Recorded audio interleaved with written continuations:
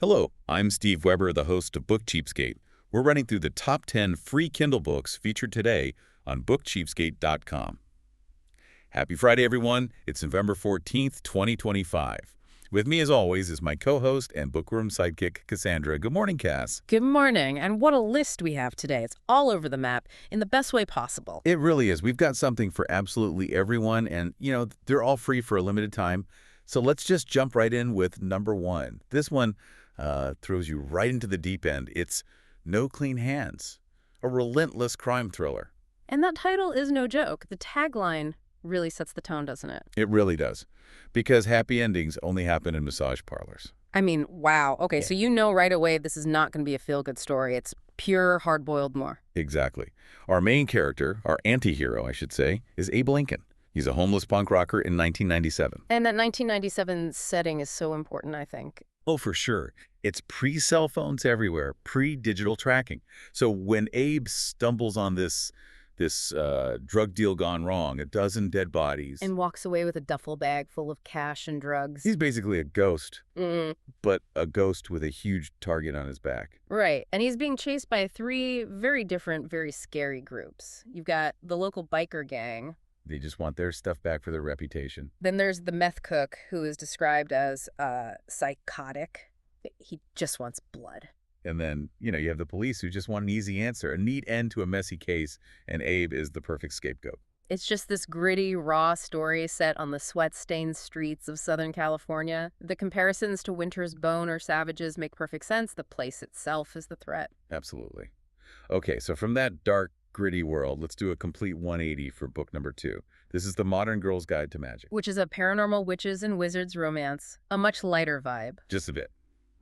So our main character is a witch who calls herself a magical disaster. You know the type. Her magic just sort of blows up in her face constantly. So to cope, she's made 3 very simple rules for her life. And I love these rules. 1, never get involved with magic, which is, tough for a witch. It's a little tricky, yeah. 2, do not enter the big magical competition for a huge fortune. And 3, the big one, do not fall for Kellen Hawthorne. The sexy billionaire maid she hates, of course. Of course. And you just know from the moment you read those rules that she's going to have to break every single one of them. And she does. To save her family's potion shop, Seaside Spells, in this little town called Charming Cove. It sounds like pure, fun, frothy, romantic comedy. Ancient pubs and foul-mouthed familiars. I'm sold. Me too. Okay, let's move on to number 3, which brings the stakes right back up. It's called The Pilot's Daughter. An action thriller, and the setup here is just brilliant. It's so tense. So our protagonist is Cora. She's a young widow, an ER nurse, and a mom. And she is terrified of flying. Right, because her husband died in a helicopter crash. Just a horrible backstory. Awful. But she has to get on this flight, Pacific Air 385, from Seattle to Honolulu, and halfway across the ocean. The plane is hijacked. Yep. 6 people are dead right away, including both of the pilots. Just a nightmare scenario. You're trapped thousands of feet in the air with no one to fly the plane. But then comes the twist. The twist. Cora is a pilot's daughter. Ah! There it is. The accidental hero who has this one specific skill set that nobody knows about. And she has to work with the detective who just happens to be sitting next to her, a guy named Kyle Adams, to try and save everyone on board. I love that. It's not just a disaster story. It becomes a procedural in the sky. What a great hook. A fantastic hook. All right, from the sky back down to Silicon Valley for number 4. This is a 3-book set, The Alvarez Family Murder Mysteries. Humorous, cozy mysteries. My favorite. You can't go wrong. Our detective is Lee Alvarez. She's a PI, and the book calls her the cute, 2-legged kind of ferret. Which is such a great description. Half Latina, half WSP, and apparently 100% detective. She mostly sniffs out cybercrimes, but sometimes she just falls over a dead body. As one does in a cozy. But the key to these is always the family, the ensemble. And this one sounds great. Oh yeah, it's a family business, discretionary inquiries. It's her mother, who's never had a bad hair day. I love that. Her computer genius brother, her gourmet chef uncle, and even the cat, Tugger. See, that's the charm. It's not just about the murder, it's about the family dynamic. And the first case is a perfect example. Her mom guilts her into tailing some guy who, how does it put it, makes Danny DeVito look tall, dark, and handsome. Huh. And then, of course, he gets killed while she's watching him. And she finds an abandoned kitten. You have the murder, but then you have the kitten to balance it out. It's the cozy mystery formula, and it works. If you like Janet Ivanovich, this is right up your alley. Definitely. Okay, time to blast off. Book number 5 is The Contingency, which is some serious space fleet sci-fi. And the author, G.J. Ogden, is a Kindle Storyteller Award winner, so you know the writing is going to be solid. Good point. So the story follows Captain Taylor Ray. He's commanding a deep space recon crew, and their mission is to hunt for ghosts, basically. Remnants of this alien enemy, the Hidalt, who were supposedly defeated a long time ago. It sounds like a pretty boring gig, but the pay is incredible. We're talking 10 years worth of pay for just 4 years out in the black. There's always a catch with a deal that good. Always. And the catch here is huge. Captain Ray picks up a signal, follows it, and finds out that everything he's been told is a lie. Let me guess. The war isn't over. The war didn't end. It hasn't even started. Wow. Okay, so that's a huge twist. The promise of action, mystery, and a conspiracy on a massive scale. That's a great sci-fi hook. It's a fantastic hook. All right, book number 6 brings us back to Earth, but keeps things paranormal. Wolf-marked. This is urban fantasy. Werewolves and shifter suspense. And the origin story for our heroine is pretty unique. She's just an ordinary girl working as a waitress. Until she backs her car over a werewolf. A couple of times. To be fair, he was trying to murder her. It was self-defense. Vehicular self-defense. And now she has magic, and she's being hunted by a cult of rogue wolves. And her protector, the one person who can keep her safe, is Jackson Laurel, the alpha of the Chicago Pack. And there's always but he's the sworn enemy of her family. It's a classic enemies to lovers setup. You get that slow burn romance, that irresistible heat mixed in with all the action. She has to learn to control her new powers fast, or she's dead by the next full moon. High stakes all around. Definitely. Now, for something completely different with book number 7, we're getting into time travel. This is Killing Time in Georgia. A historical mystery with a time travel twist. The author is a USA Today bestseller, too. Our main character is Georgia Bell, a police dispatcher from 2023. And suddenly, poof, she's in 1920s Savannah. Exactly. The roaring 20s, prohibition, all of it.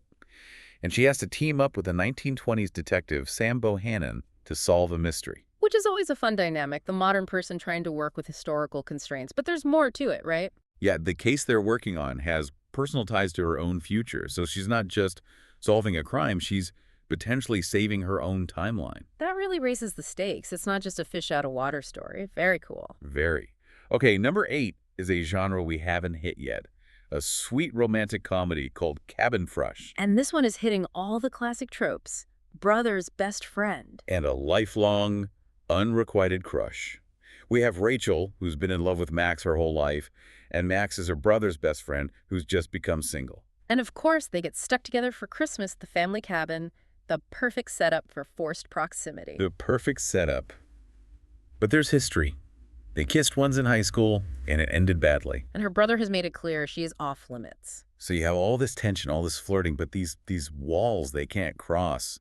It's all about that delicious, unspoken yearning. The will they, won't they, in a cozy, snowy cabin.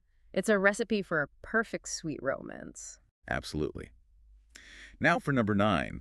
We're back to the paranormal, but with a different flavor. The Vampire and the Case of the Wayward Werewolf. Which is a great title. This sounds like paranormal magical realism. Our hero is a newly turned vampire with an eidetic memory. A photographic memory. And a can-do attitude, which I feel is important for a vampire. She fled London to get away from the Vampire King and ended up in Alaska.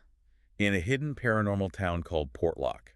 It's full of witches, shifters, necromancers, you name it. And she becomes the sheriff's assistant. So she's perfectly placed for a mystery. Exactly. The paranormal council that runs the town is always fighting, but then someone literally rips a werewolf's throat out. So the fighting becomes a lot less figurative. And she, as an outsider with a perfect memory, has to work with the sheriff to solve the murder amid all the pack politics and magical bureaucracy. It sounds like a supernatural police procedural. I like it. It sounds great. And that brings us to our final book today, number 10, a true classic. H.G. Wells's The Time Machine. Classic literary fiction. Even if you haven't read it, you know the premise. The time traveler builds a machine and goes hundreds of thousands of years into the future. And what he finds is, well, it's not the utopia he expected. Not at all. He finds humanity is split into 2 species. the gentle, beautiful Aloy who live on the surface. And the terrifying subterranean Morlocks who lurk below and prey on them. It's such a powerful social commentary on the class divide of his time, just Yeah. taken to its biological extreme. It really is. It's a visionary, haunting book, and it's a timeless warning, about what can happen when a society becomes too comfortable, too divided. It's as relevant today as it was then. An incredible and, I think, very necessary book to have on any list. What a range we've covered today. From cozy mysteries to the end of civilization, all in one go. Well, thanks for joining us today. And remember, if you want to download any of the books we've mentioned today for free from Amazon, visit us at bookcheapskate.com, and you'll have all the links right there. But do it now before these deals expire. Who knows? They might even expire later today. And don't miss tomorrow's show. Very morning. It's all brand new. Cass, we'll do it again then. Sounds good. Happy reading, everyone. Until then, keep on opening new worlds with great books without blowing a massive hole in your wallet. And whatever you do, remember this. When you read, Your mind becomes its own kingdom.